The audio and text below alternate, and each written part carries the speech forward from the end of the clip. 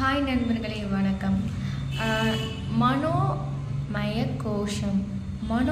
கோஷம் அதை பற்றி பார்க்குறதுக்கு முன்னாடி மனிதனுடைய 5 விதமான கோஷத்தை பற்றி சொல்கிறேன். ஆன்ம கோஷம், பிராணமய கோஷம், மனோமய கோஷம், விஞ்ஞானமய கோஷம், ஆனந்தமய கோஷம்னு 5 கோஷங்கள் இருக்குது. அதில் மனோமய கோஷத்தில் எப்படின்னா 4 நிலைகள். மனதினுடைய நிலை, மனதின் நிலைகள், மனதினுடைய குணங்கள், மனதினுடைய எதிரிகள், மனதினுடைய நண்பர்கள். ஸோ இப்படி 4 வகையாக அந்த மனிதநேய கோஷத்தில் பிரிகிறது.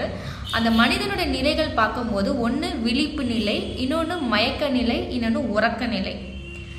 ஓகேங்களா? 3 நிலைகள் இருக்குது. குணங்கள் பார்த்தீங்கன்னா ஸ்வகுணம், ராஜகுணம், தமோ குணம், 3 குணங்கள் இருக்கிறது. மனிதனுடைய எதிரிகள் பார்த்தீங்கன்னா என்னென்னது? காமம், குரோதம், லோபம், மோகம், மதம், மாச்சரியம்.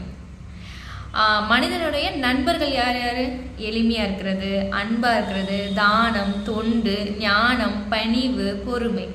ஸோ இதெல்லாம் மனிதனுடைய நண்பர்களும். மனிதனுடைய எதிரிகள் சொல்லிட்டு காமம், குரோதம், லோபமும்.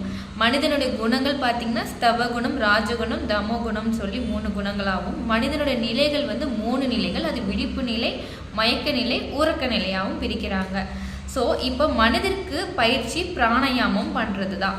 ஸோ இதை பற்றி இன்னும் விரிவாக நான் கொஞ்சம் சொல்கிறேன். இப்போதைக்கு இந்த மனோமய கோஷத்தில் இருந்த பிரிவுகளை பற்றி நம்ம சொல்லியிருக்கோம். இன்னும் மேற்கொண்டு நான் சொல்கிறேன். Thank you so much. பாய்.